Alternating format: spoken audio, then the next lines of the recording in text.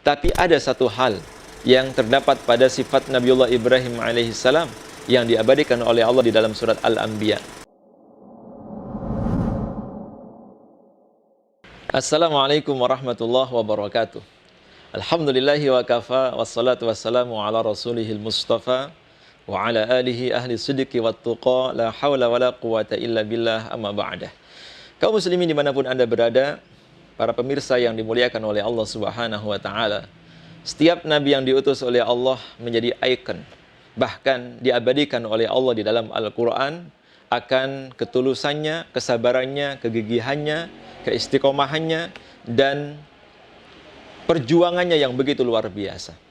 Dari sekian Rasul Ulul Azmi yang Allah Subhanahu wa ta'ala abadikan kisahnya di dalam Al-Quran, ada satu Rasul yang menjadi teladan bagi Rasulullah Shallallahu Alaihi Wasallam, bahkan disebut sebagai Abul Anbiya, bapaknya para nabi.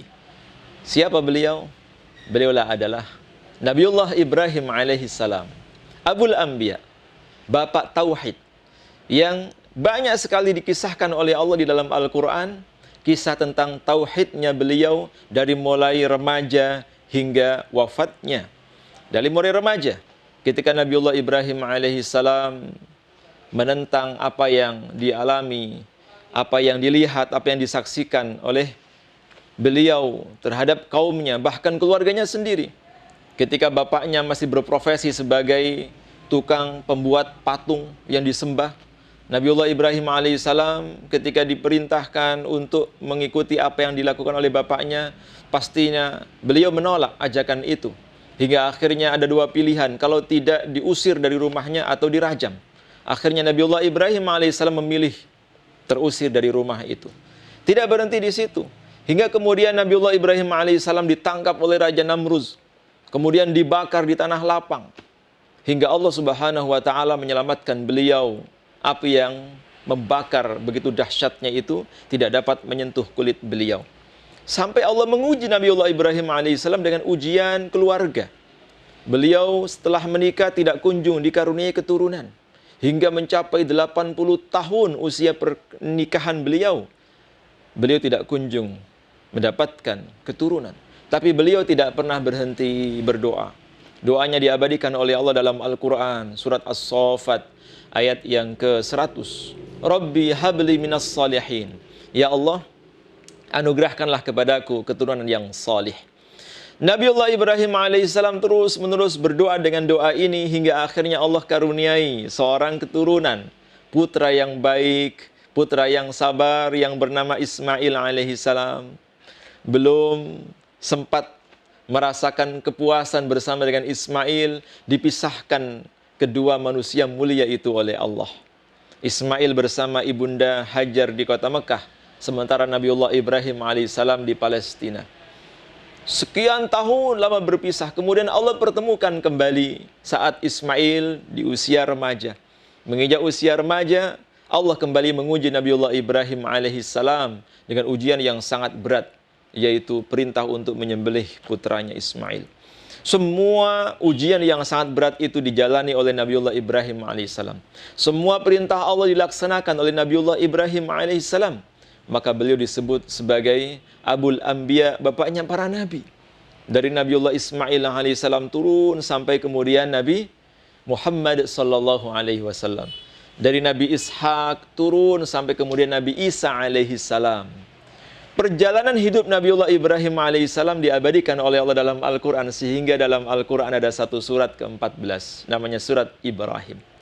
Maka menarik, ketika kita mengkaji satu ayat di dalam surat An-Nisa, surat yang keempat, ayat 125. Di akhir ayat itu Allah Subhanahu wa ta'ala berfirman, "Wattakhadallahu Ibrahima khalila." Dan Allah menjadikan Ibrahim sebagai kekasihnya. Kenapa di dalam ayat itu hanya Nabiullah Ibrahim alaihissalam yang disebut oleh Allah sebagai kekasihnya? Padahal nabi-nabi itu banyak. Dari mulai Nabi Adam alaihissalam sampai Nabi Muhammad sallallahu alaihi wasallam, tapi yang disebut hanya Nabiullah Ibrahim alaihissalam. Maka dijelaskan dalam kitab Nasaihul Ibad, dikisahkan ketika salah seorang murid Nabiullah Ibrahim alaihissalam bertanya kepada beliau, "Wahai Nabiullah Ibrahim, apa alasan Allah menjadikan engkau sebagai kekasihnya, sebagai khalilnya?" Nabiullah Ibrahim alaihissalam menjawab, ada 3. Yang pertama adalah, aku tidak pernah berputus asa dari apa yang Allah Subhanahu wa taala tetapkan. Sehingga apapun yang Allah Subhanahu wa taala tetapkan kepadaku, aku akan selalu bersandar kepada Allah. Aku yakin bahwa ujian yang Allah Subhanahu wa taala timpakan kepadaku pasti akan disertai dengan pertolongannya. Yang kedua, beliau adalah orang yang tidak pernah makan kecuali selalu mengajak orang lain. Artinya Nabiullah Ibrahim alaihissalam itu orang yang gemar bersedekah. Hartanya dihabiskan untuk bersedekah. Tidak pernah ada orang yang datang meminta kepada beliau kemudian beliau menolaknya. Dan ini yang kemudian menginspirasi Rasulullah Shallallahu Alaihi Wasallam sebagaimana nenek moyangnya. Rasulullah itu orang yang paling dermawan. Ketika ada orang yang datang kepada beliau meminta sesuatu, beliau pasti menolongnya, beliau pasti membantunya. Karena di dalam Al-Quran Allah sendiri memerintahkan Nabi Muhammad SAW untuk selalu memberi orang yang meminta dan melarang beliau menolak orang yang datang untuk meminta. Wa ammas sa'ila fala tanhar. Nabiullah Ibrahim alaihissalam juga disebut oleh Allah Subhanahu wa taala sebagai orang yang memiliki keyakinan yang sangat kuat. Keimanan yang tidak mudah goyah. Karena ketika Nabiullah Ibrahim alaihissalam bahkan dihadapkan dengan hambatan yang begitu besar di jalan dakwah beliau, dihadapkan dengan seorang raja namanya Namruz, bahkan diancam untuk dibakar, Nabiullah Ibrahim alaihissalam tetap tenang. Beliau bahkan hanya mengucapkan satu kalimat atau satu doa, hasbunallah wa ni'mal wakil. Cukuplah Allah sebagai penolong bagiku. Dialah sebaik-baik penolong. Dialah sebaik-baik pelindung. Doa inilah yang kemudian menjadikan Nabiullah Ibrahim alaihissalam diselamatkan oleh Allah Subhanahu wa taala karena keyakinan yang begitu kokoh. Oleh karena itu, siapapun yang memiliki sifat mulia sebagaimana sifat yang Allah Subhanahu wa taala berikan kepada Nabiullah Ibrahim alaihissalam ini, pasti Allah juga akan mencintainya.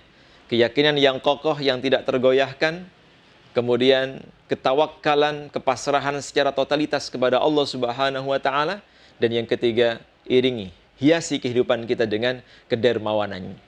Karena sesungguhnya Allah mencintai orang-orang yang dermawan, orang yang berbaik, berbuat baik kepada orang lain. Ini adalah orang-orang yang paling dicintai oleh Allah.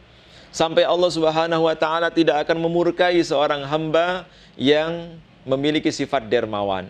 Inna ghadaba rabbi tudfi'u bil bala. Sesungguhnya sedekah itu, inna shadaqata tudfi'u ghadaba rabbi. Sesungguhnya sedekah itu bisa memadamkan kemurkaan Allah. Dan sedekah itu bisa menolak bala. Menolak bala. Ketika seseorang bersedekah sebagaimana sedekah yang Allah Subhanahu wa taala ajarkan, maka pada saat itu juga Allah Subhanahu wa taala menjaga dirinya, sekaligus mencintainya, melindunginya, menyelamatkannya. Ada begitu banyak cara yang bisa kita gunakan untuk mendatangkan kecintaan Allah Subhanahu wa taala sebagaimana yang dilakukan oleh Nabiullah Ibrahim alaihissalam. Beliau dicintai oleh Allah karena 3 sifat yang mulia ini. Walaupun demikian beliau memiliki sifat-sifat mulia lainnya, termasuk kesabaran beliau yang luar biasa. Begitu pula dengan kejujuran beliau yang tidak ada siapapun yang bisa menyamainya. Ketenangan beliau yang banyak diabadikan oleh Allah di dalam Al-Quran. Dan juga keyakinan tentunya ini menempati segala-galanya. Tapi ada satu hal yang terdapat pada sifat Nabiullah Ibrahim alaihissalam yang diabadikan oleh Allah di dalam surat Al-Anbiya. Semua nabi-nabi yang mulia itu termasuk Nabiullah Ibrahim alaihissalam adalah innahum yusari'una fil khairat. Mereka adalah orang-orang yang sangat bersegera mengerjakan kebajikan. Mereka apabila diperintahkan oleh Allah untuk melakukan satu perbuatan, mereka tidak akan pernah menunda-nundanya. Itulah kenapa Nabiullah Ibrahim alaihissalam menjadi orang yang dicintai oleh Allah. Beliau adalah orang yang begitu cepat merespon apa yang diperintahkan oleh Allah. Wa yad'unana raghaban wa rahaba. Dan beliau senantiasa berdoa kepada Allah dalam keadaan harap dan takut. Wa kanu lana khashi'in. Dan beliau serta para nabi-nabi yang lain itu adalah orang-orang yang khusyuk, orang-orang yang yakin, orang-orang yang tenang, orang-orang yang ketika melakukan satu perbuatan mereka tidak bekerja untuk manusia, melainkan mereka bekerja untuk Allah Subhanahu wa taala. Maka tidak mengherankan kalau nama Nabi Ibrahim alaihissalam selalu disandingkan dengan nama Nabi Muhammad sallallahu alaihi wasallam. Bahkan tidak sah salat kita kalau kita tidak menyebut Nabi Ibrahim alaihissalam di dalamnya.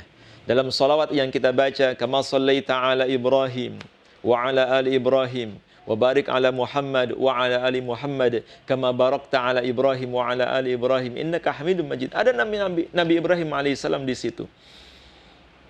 Maka Allah Subhanahu wa taala menjadikan beliau sebagai orang yang sangat mulia dengan mengabadikan namanya di dalam Al-Qur'an, bahkan terus-menerus dibaca oleh miliaran umat manusia dalam salatnya.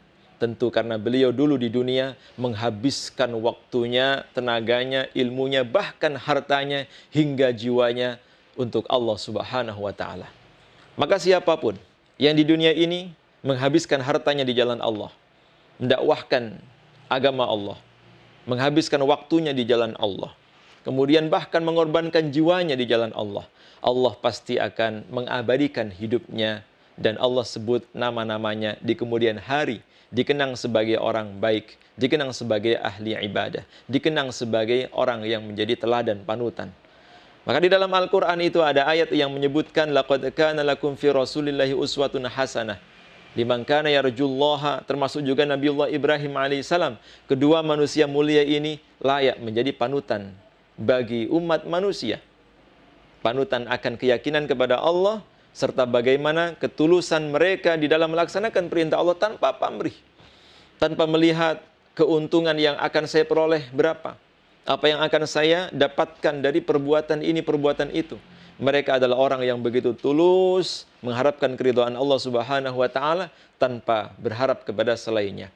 Maka Nabi mengatakan al-mu'minul qawiyyu khairun wa ahabbu ilallahi minal mu'minid dha'if. Orang mukmin yang kuat tentu tidak hanya kuat imannya, tapi juga kuat fisiknya, kuat ekonominya, kuat ibadahnya. Khairun wa ahabbu ilallahi minal mu'minid dha'if. Jauh lebih baik dan lebih dicintai oleh Allah daripada seorang mukmin yang lemah.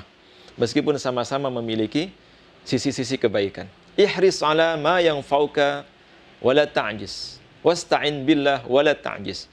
Berlomba-lombalah kalian untuk mendapatkan kebaikan-kebaikan yang Allah Subhanahu wa taala berikan. Dan terus-meneruslah kalian meminta tolong kepada Allah dan janganlah kalian merasa lemah. Janganlah kalian merasa lemah.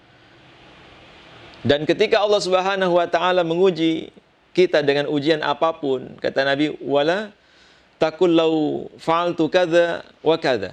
Jangan kalian melakukan sesuatu yang kemudian apabila kita tidak mendapatkan apa yang kita inginkan, kemudian kita mengatakan seandainya saya melakukan ini, seandainya saya melakukan itu. Hati-hati jangan sampai kita mengucapkan ucapan seandainya. Tapi ucapkan qadarullah wa masya'a fa'ala. Semua ini sudah dikehendaki oleh Allah, apa yang Dia kehendaki pasti akan terjadi.